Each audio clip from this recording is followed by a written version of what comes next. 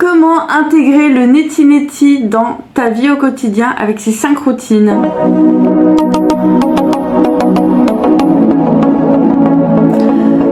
Coucou les phénix, alors on se retrouve pour la vidéo 5 routines pour intégrer le Neti Neti dans ta vie. Avant de commencer, je vais un peu expliquer ce que c'est, pour ceux qui ne connaissent pas.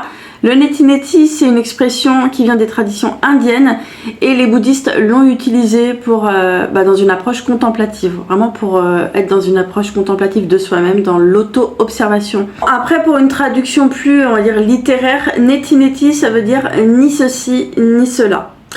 Voilà, reste bien jusqu'à la fin de la vidéo parce que la 5e routine, Mamma Mia, c'est la meilleure pour moi, hein. Pour moi, clairement, c'est l'une des meilleures. Bon, elles sont toutes plutôt sympas, mais la dernière va aller déconstruire pas mal de choses chez toi. Alors, voilà. Première routine pour intégrer le Neti Neti dans ton quotidien, ça serait de te concentrer sur ton ressenti au niveau du corps, avant de l'intégrer là-haut, là, au niveau du mental, de te concentrer sur ton ressenti.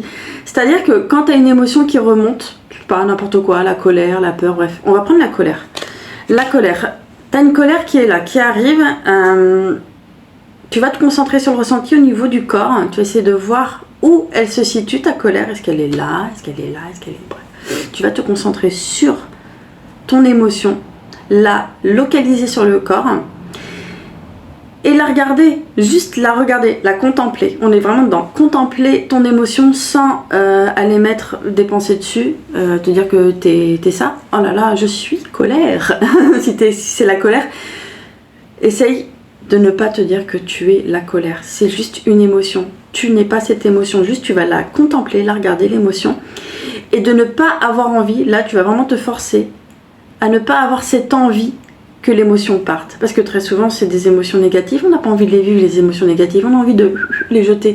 Alors que on doit les vivre. Enfin, on devrait tout prendre, tout vivre intensément. Et vous allez voir que c'est contre-intuitif. Plus on vit les choses intensément, plus elles prennent moins de place dans le corps. Donc, concentre-toi sur ton ressenti au niveau du corps. Vraiment, tu vas le regarder et de ne pas avoir cette envie que ça parte. De te dire, je vais la ressentir jusqu'à temps qu'elle soit plus là. Jusqu'à temps qu'elle soit plus là. Parce que ça sera elle qui aura décidé. Dis-toi bien que c'est l'émotion qui décide de partir. Tu ne fais rien avec. Tu la contemples et c'est tout. Aucune envie. Soyez dans le non-vouloir en fait. Vraiment, essayez d'intégrer ce truc-là, le non-vouloir. N'ayez pas envie que ça parte. Vivez la colère à fond. Voilà. Et vous pouvez être sûr qu'après, ça va partir parce qu'il n'y aura pas eu cette envie que ça parte. Alors, deuxième routine pour intégrer ça dans ta vie. Moi, je l'ai appelé un peu la routine de la pensée qui passe parce que forcément, ça passe. Ça rentre, ça ressort, bref. En fait, quand tu vas avoir des pensées telles que, je sais pas, j'aurais dû, je devrais faire ça, j'aurais pu dire ça, que des phrases, je sais pas si tu vois, des phrases qui t'alourdissent. Et donc, dès que tu auras des pensées comme ça, ces petites phrases-là qui vont arriver, ce que je t'invite à faire, vraiment, c'est de les regarder, pareil, comme le ressenti dans le corps, de contempler au niveau du mental les pensées, de les contempler, les regarder. Et là, après, ça parle ou ça parle pas. Tu prendras ce que tu veux comme technique. Il y en a plusieurs. Soit tu te dis, je suis ni ceci, ni cela. C'est-à-dire Neti Neti, je suis ni ceci, ni cela. Je suis ni cette pensée, ni celle qui arrive. Je suis ni ceci, ni cela. Ou te poser la question, c'est qui parle? Qu'est-ce qui parle là?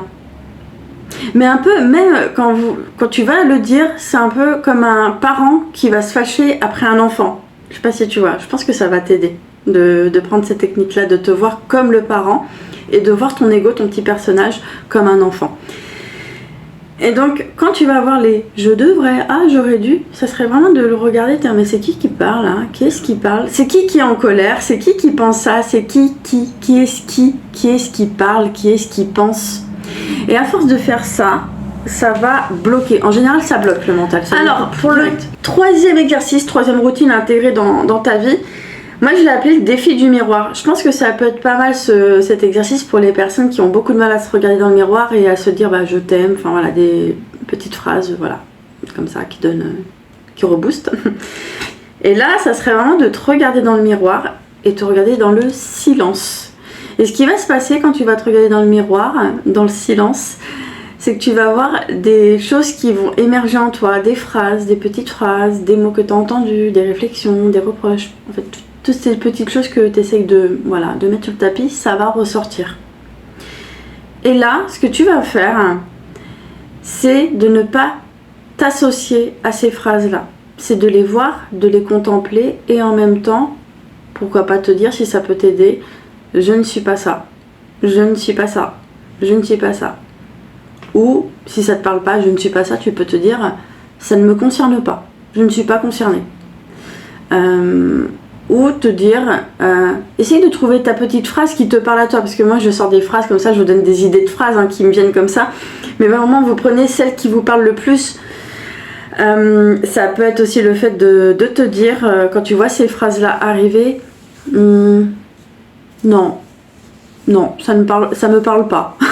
Vraiment, de ne pas t'associer à ces phrases-là. Alors, ce que je dis là, ça paraît, on va dire, simple, ça dépend de ta perception des choses, simple ou compliqué à faire, ou peut-être dur à arriver à ce stade-là, mais en fait, plus tu vas faire cet exercice, plus tu vas le répéter, parce que dans cet exercice, c'est pas de le faire une ou deux fois, c'est vraiment de le répéter. Répéter, la répétition. Le cerveau a besoin de répétition pour que ça rentre, pour que ça soit formaté dans tes cellules, dans tout. C'est de répéter tous les jours cet exercice, et tu vas voir qu'à force de le répéter tous les jours, ça va devenir une habitude. C'est-à-dire que quand même tu seras dehors, en train de vivre ta vie tranquille, et ben, dès que tu auras des petites phrases comme ça qui vont remonter, et ben ça va devenir instinctive. Instinctive, tu vas te dire non, mais moi je suis pas ça en fait. Je ne suis pas ça. C'est mon ego qui veut me faire croire n'importe quoi.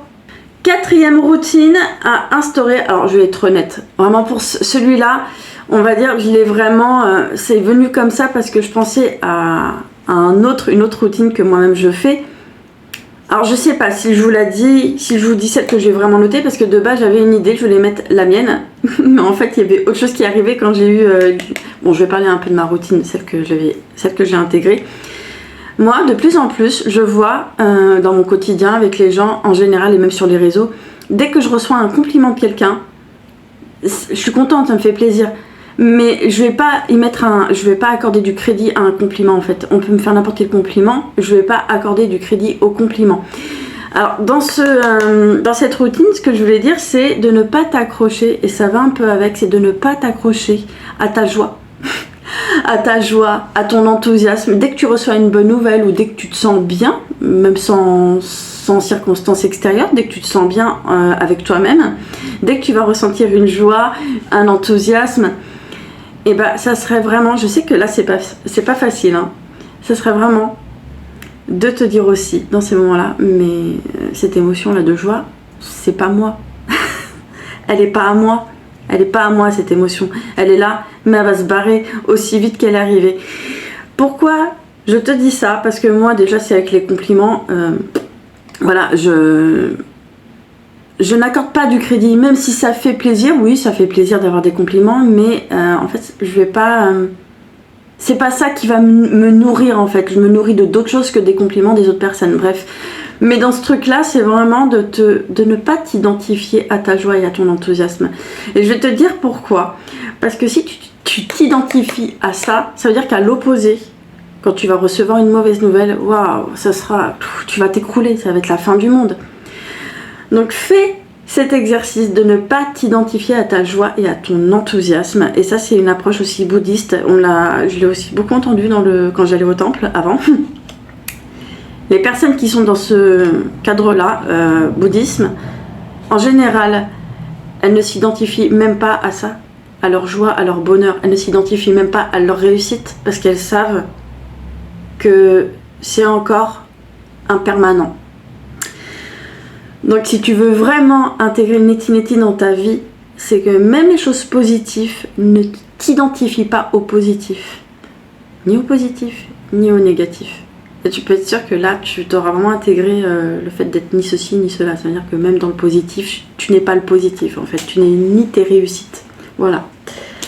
Allez, le dernier, mon préféré de tous. Alors, 5e routine à intégrer dans ta routine, c'est le jeu des visages. Je me suis dit, tiens, ça va être un petit jeu, j'adore faire ça maintenant. Je le fais de plus en plus, ça va faire peut-être 1 an maintenant que je commence à intégrer ce truc dans mon quotidien.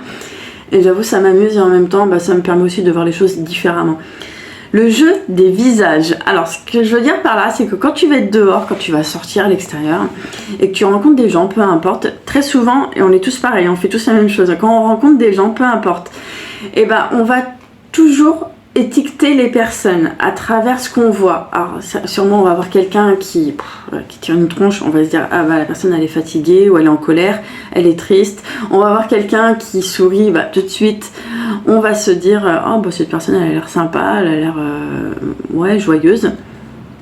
Dès que tu vas t'apercevoir, toi, en train d'étiqueter une personne ou plusieurs personnes dans la rue, reviens là, reviens à toi, recentre-toi, et pose-toi la question, est-ce vrai? Est-ce que ce que je vois, c'est vrai? Est-ce que ce que je vois, c'est vrai? Si ça peut te parler, cette question, ça va vraiment te permettre de revenir et de sortir un peu de l'illusion. Parce que quand on étiquette une personne, on est dans une illusion, mais alors totale. On croit que la personne, elle sourit, elle est joyeuse. Cette personne fait peut-être semblant d'être heureuse. Voilà. Ça peut être d'autres choses, hein. Une personne qui tire la tronche, on se dit la personne elle est en colère, elle a eu une mauvaise journée, alors que ça se trouve c'est tout autre. Dans cette routine, c'est vraiment à chaque fois te poser la question, est-ce vrai ce que je vois? Est-ce que c'est vrai ce que je vois? À chaque fois de revenir vers toi et te dire, est-ce que c'est vrai? Si ça te parle, ou sinon, moi j'ai noté, tu peux te dire aussi, ce n'est qu'une apparence. Et oui, ce n'est qu'une apparence. Ce que je vois n'est qu'une apparence. Parce que, en fait, dans cette routine, je voulais vraiment, j'instaure de plus en plus, parce que moi, j'ai remarqué une chose, ça, c'est, je parle aussi de mon expérience personnelle, j'ai beaucoup, mais énormément de personnes, et ça, c'est beaucoup aussi à travers les réseaux, j'ai des personnes qui se font une idée sur moi, à travers mon physique, à travers mon apparence. Tout de suite, on se fait une image, une fausse image, et il y a un gros fossé entre l'image qu'on renvoie et nous, ce qu'on ressent réellement dans notre corps, dans notre cœur. Moi, je sais qu'on m'a beaucoup étiqueté de... Bon, on va dire, faut le dire, j'aime pas le mot bombe, parce que parce que je me maquille. La bombe, la fille superficielle, la fille hautaine. Limite, j'ai envie de dire, il peut y avoir aussi ce cliché de elle est plutôt mignonne, donc elle est pas très intelligente, il y a un peu ce truc-là. Et dans cette routine, c'est vraiment de te mettre en tête, même si tu vois quelqu'un de beau à l'extérieur, physiquement, dis-toi encore une fois, ce n'est qu'une apparence. Mais la personne, tu peux la trouver beau, belle, peu importe, mais tu sais même pas comment c'est à l'intérieur. Donc, plus tu vas intégrer ça dans ta vie, et plus tu vas te sentir mieux aussi, tu vas te sentir plus en paix, et puis plus cool, plus tranquille, quoi. Voilà pour cette vidéo. Dis-moi en commentaire si tu vas utiliser l'une de ces routines. Moi, je te dis à la prochaine. Bisous, bisous.